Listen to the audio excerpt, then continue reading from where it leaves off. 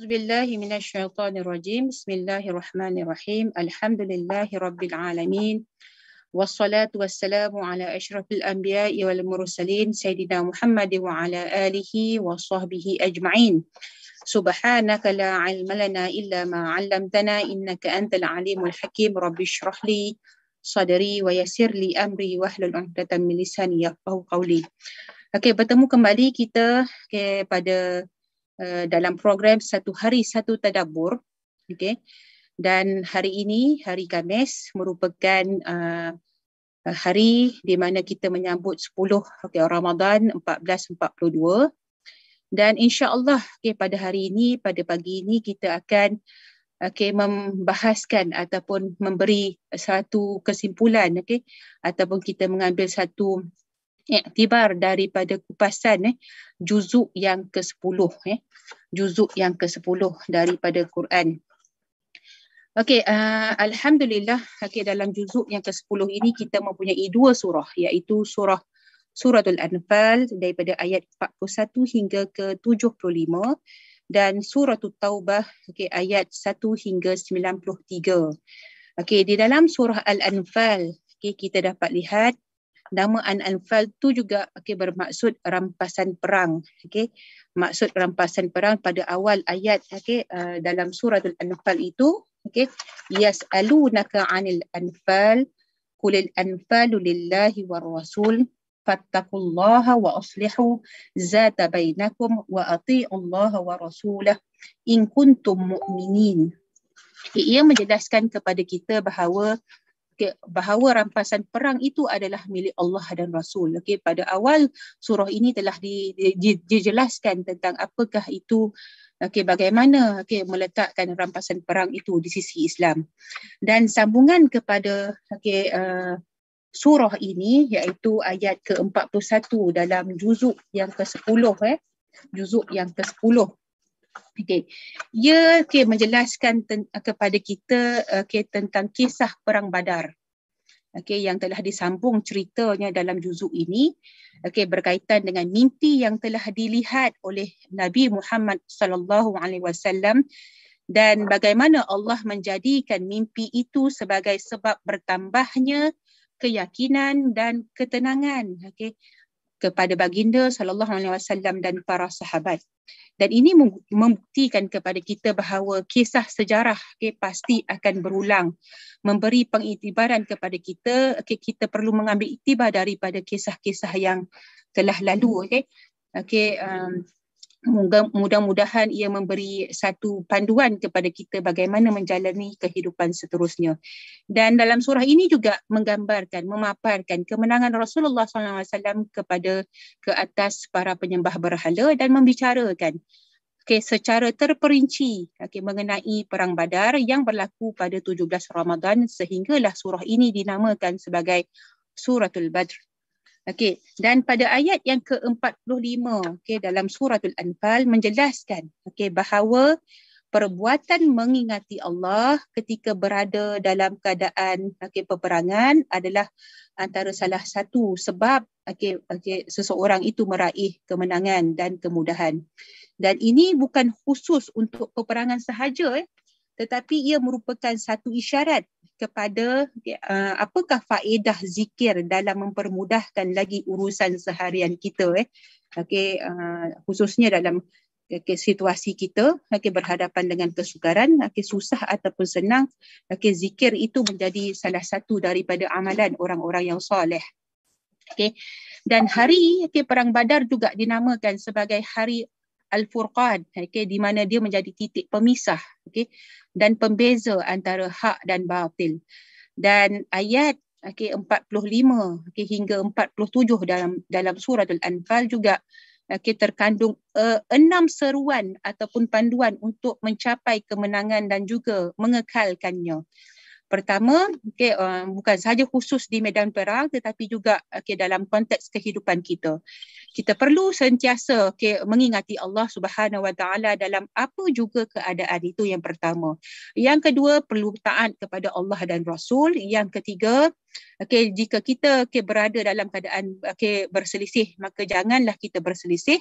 Disebabkan ini juga boleh menyebabkan kita gemetar ataupun hilang kekuatan kita di hadapan musuh. Dan yang keempat ialah kita hendaklah bersabar dan berani menempuh apa juga kesukaran yang kita hadapi dalam kehidupan. Dan yang kelima, kita buang sifat angkuh ataupun riak dalam diri supaya kadang-kadang dalam kehidupan kita tidak sedar bahawa kita inginkan pujian, kita inginkan pujian ataupun pujian yang diberikan oleh orang lain kepada kita. Dan yang keenam ialah janganlah kamu apa yang dinamakan sebagai menghalang seseorang daripada melakukan kebaikan di jalan Allah. Itu di antara 6 panduan ataupun seruan bagaimana untuk kita mencapai kemenangan ataupun mengekalkannya. Dan juga terkandung dalam surah ini penjelasan tentang tipu daya syaitan dalam menghalang kemenangan dan memberi gambaran kepada kita sifat pengecut kaum munafik. Dan kita dapat lihat juga seterusnya dalam ayat yang ke-53 dalam suratul Anfal terdapat peringatan bahawa Allah Subhanahu Wa Taala tidak akan mengubah nikmat-nikmat yang telah diberikan ataupun dikurniakan kepada suatu kaum melainkan jika kaum tersebut menukarkannya dengan melainkan jika kaum tersebut menukarkannya dengan kekufuran dan kemaksiatan. Dan pada ayat ini terdapat petunjuk bahawa sesuatu nikmat itu dapat dikekalkan dengan cara sentiasa memperbaharui taubat dan memperbanyakkan amal ibadah kita kepada Allah Subhanahu Wa Taala. Dan saranan juga dalam surah ini menuntut kita umat Islam agar sentiasa mempersiapkan diri kita dengan segala kemampuan untuk menghadapi musuh, agar dapat menggerunkan mereka. Dan persiapan ini tidak terhad kepada kekuatan ketenteraan ataupun tubuh badan, tetapi juga merangkumi kekuatan ilmu pengetahuan hujah yang menggunakan cara hikmah. Dan penutup kepada suratul Anfal ini menjelaskan kepada kita tentang pertalian yang paling kuat dalam menyatukan orang-orang Islam, iaitu pertalian ukhuwah Islamiyah dan bukannya atas nama bangsa, keturunan, darjat dan sebagainya. Dan dalam surah ini juga bermula dengan menyebut hasil daripada peperangan, iaitu rampasan perang. Dan berakhirnya juga dengan hasil daripada peperangan, iaitu tawanan perang. Kerana apa? Surah ini memberikan kepada kita fokus kepada hukum hakam yang berkaitan dengan peperangan di dalam Islam. Dan saya suka mengingatkan diri saya dan diri kita semua bahawa surah Al-Anfal ini merupakan satu surah yang memberi motivasi kepada kita para pejuang Islam sepanjang zaman. Kerana apa? Surah ini menekankan tentang faktor kerohanian dan juga kedalaman iman sebagai faktor utama kemenangan di dalam Islam. Dan ia dinukilkan oleh Muhammad Al-Ghazali dalam kitabnya yang mengatakan bahawa surah ini turun mengiringi kemenangan umat Islam di Badar.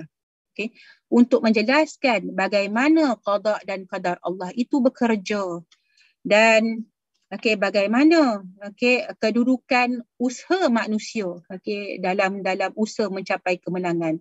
Dan surah ini juga menegaskan bahawa kemenangan yang diberikan oleh Allah Subhanahu Wa Taala kepada kaum muslimin sebagai suatu bentuk kemuliaan dan ganjaran yang besar diberikan oleh Allah ke atas kesabaran yang telah dilakukan dalam mencapai kemenangan.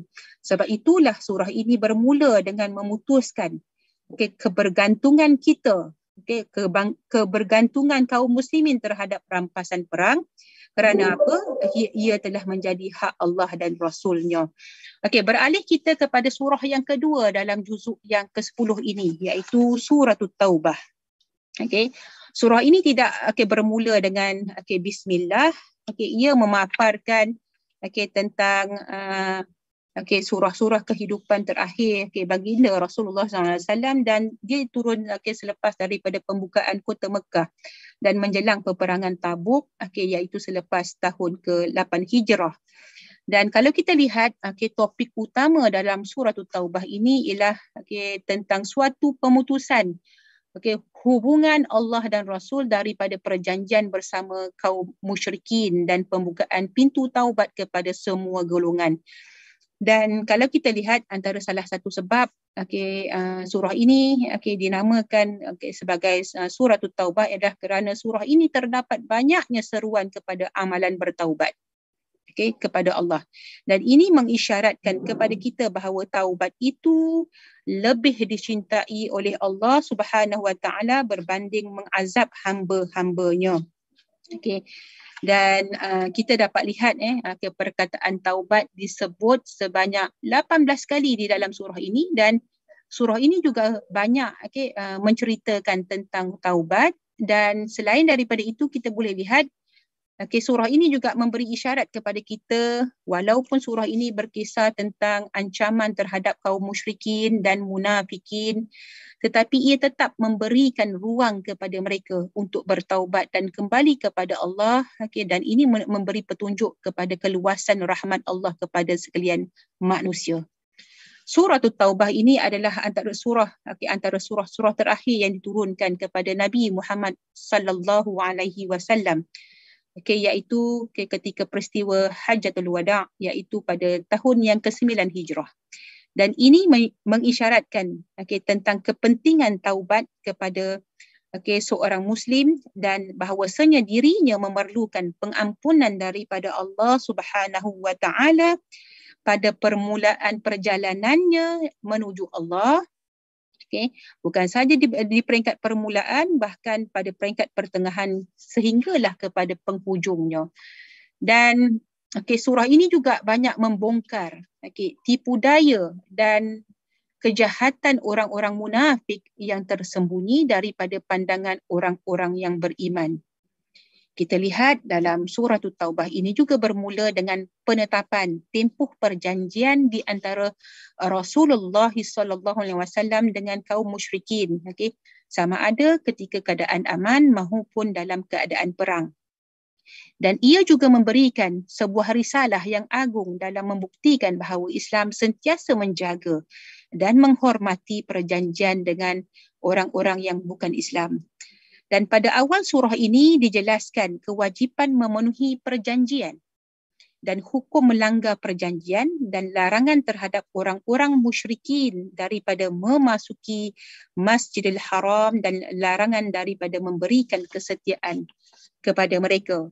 Dan terdapat juga perintah untuk memerangi Ahlul Kitab sehinggalah mereka membayar jizyah dan dalam keadaan taat dan merendah diri, serta penjelasan terhadap akidah yang mereka yang batil.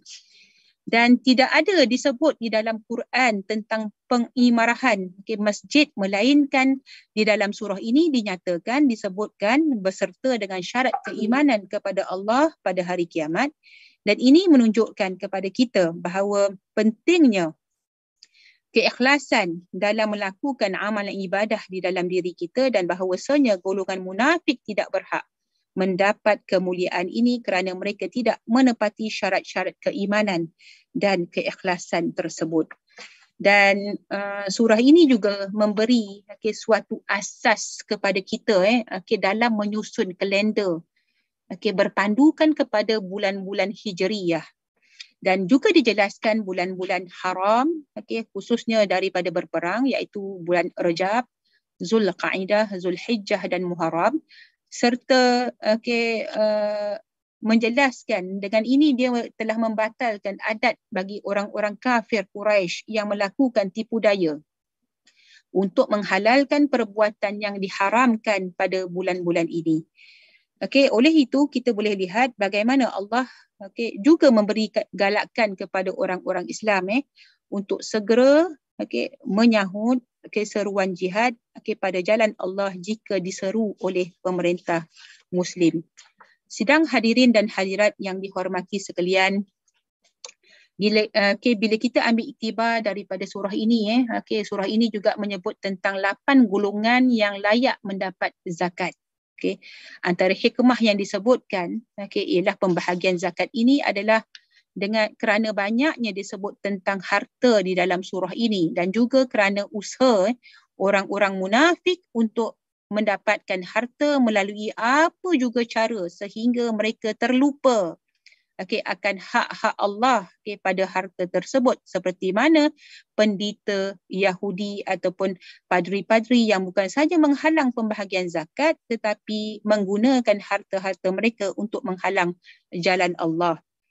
Sidang hadirin yang saya hormati sekalian, di sini kita dapat lihat bagaimana Allah menjelaskan, menerangkan sifat golongan munafik yang sentiasa bermalas-malasan dalam mencari pelbagai helah untuk tidak keluar berjihad di jalan Allah tanpa ada sebarang keuzuran.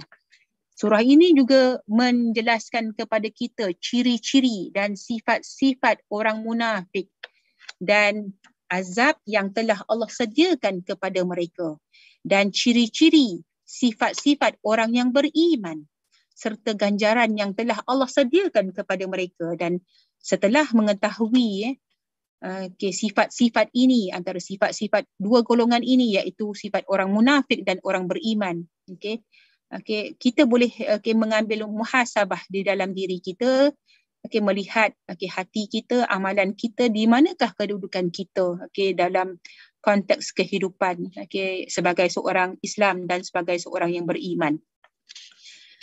Dan dalam surah ini juga, dalam surah Taubah juga dinyatakan larangan terhadap Nabi Muhammad SAW daripada meminta bantuan orang-orang munafik untuk berjihad kerana tindak tanduk mereka yang sentiasa melemahkan semangat dan melambatkan pergerakan orang-orang Islam. Dan kemudian terdapat juga larangan memohon keampunan terhadap mereka, dan larangan disolatkan jenazah mereka. Betapa kerasnya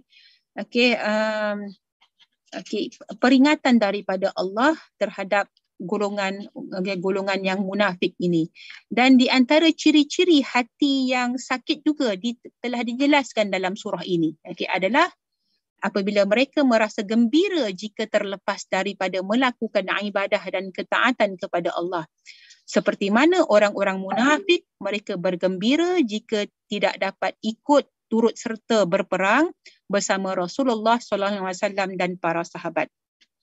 Dan antara ciri-ciri yang membezakan orang-orang yang beriman dengan orang-orang yang munafik ialah perbuatan amal ma'ruf dan nahi anil munkar. Dan sebaliknya kalau kita lihat sifat orang-orang munafik ialah mereka menyeru kepada kemungkaran dan mencegah kepada kebaikan. Dan antara ayat-ayat terakhir iaitu ayat yang ke-79 terdapatnya penjelasan terhadap sifat orang munafik iaitu mereka suka antaranya mereka suka mengejek-ngejek orang yang bersedekah, dan sedangkan mereka tidak pula melaksanakan amalan sedekah. Dan maka selepas kita mengetahui antara sifat-sifat orang yang munafik, dan kita juga mengetahui bahawa sebaik-baik manusia selepas daripada Nabi Muhammad SAW iaitu para sahabat juga tidak selamat daripada ejekan mereka. Bagaimana pula kita lihat situasi umat Islam kita pada hari ini di mana elemen-elemen anti Islamifobia, anti-Islam seringkali menjadi topik utama yang menjadi perbahasan di media-media, dan sehingga menimbulkan sindrom Islamifobia bukan saja di Eropah, juga berlaku di negara ini. Dan kita harap dengan pengiktibaran daripada surah ini kita boleh mengambil ganjaran, pengajaran daripadanya, dan juga terdapat peringatan kepada orang-orang yang beriman agar mereka tidak merasa rendah diri jika hanya dapat menyumbangkan sedikit sahaja harta mereka dan tenaga mereka buat perjuangan Islam. Kerana apa yang penting ialah niat yang ikhlas dan bukan saja semata-mata kerana jumlah yang banyak. Jadi Allah melihat keikhlasan kita dalam melakukan sesuatu. Contohnya dalam konteks kita pada hari ini, kita rebutlah peluang sebaik mungkin melakukan amal ibadah dalam bulan Ramadan ini, kerana ganjaran yang diberikan oleh Allah terhadap mereka-mereka yang melakukan amal ibadah di bulan ini adalah ganjaran yang cukup besar yang tidak ada dalam bulan-bulan lain.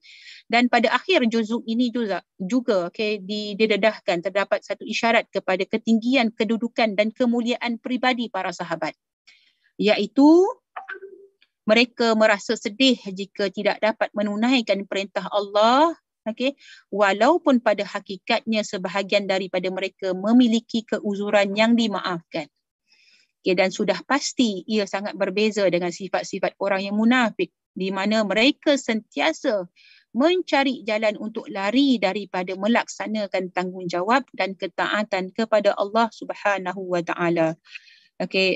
Kesimpulan daripada kedua-dua ayat ini yang dimasukkan di dalam juzuk yang ke-10 ini, kita dapat lihat bagaimana pengajaran ataupun ayat-ayat Allah telah memberi satu peringatan kepada kita semua untuk sentiasa berwaspada, untuk sentiasa ingat mengingati, untuk sentiasa menghayati, mentadabur ayat-ayat Allah, dan bukan saja mentadabur, menghayati dan kita amalkan dalam hidup kita. Mudah-mudahan dengan adanya program satu hari satu juzuk ini memberi satu motivasi baru kepada kita melihat, bukan saja mentadabur tetapi menghayati kalamullah dan juga mengamalkannya dalam hidup kita seharian. Sekian dulu daripada saya. Aku liqauli hadza wa astaghfirullah li wa lakum. Kita sudahi dengan wabillahi taufik wal hidayah. Assalamualaikum warahmatullahi wabarakatuh dan selamat bertadabbur.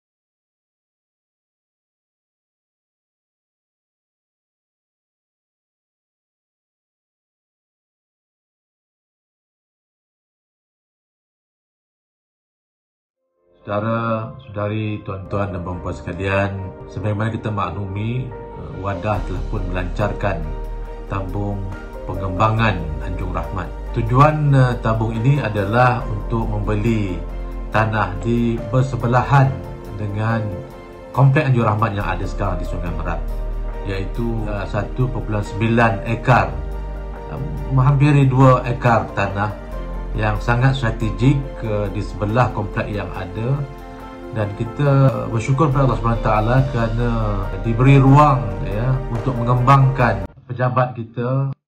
Tanah seluas itu diharap dapat dimanfaatkan nantinya untuk menyediakan infrastruktur gerakan, mudah-mudahan bagi melaksanakan program-program, jalankan kegiatan-kegiatan dengan cara yang lebih berkesan untuk umat dan masyarakat seluruhnya. Dan yang mana kita mendambakan, mengimpikan sebuah kompleks yang lengkap dengan pusat pentadbiran, pusat persidangan, asrama dan juga bangunan-bangunan yang untuk memperhebatkan aktiviti dakwah supaya akhirnya kompleks Anjur Rahmat ini menjadi bangunan ikonik untuk kerja-kerja dakwah. Kami amat mengharapkan supaya saudara-saudari yang berada di negeri, diri daripada pimpinan dan aktivis-aktivis dapat tampil membantu menjayakan cita-cita dan hasrat kita. Bagi pihak wadah, saya ingin menyuruh sahabat sekalian untuk sama-sama menyumbang. Untuk menjayakan projek ini, membeli tanah dahulu, kemudian kita akan berusaha untuk membina bangunan yang telah kita rancang dan kita impikan. Maka kita harap, marilah kita berinfak sesungguh hati.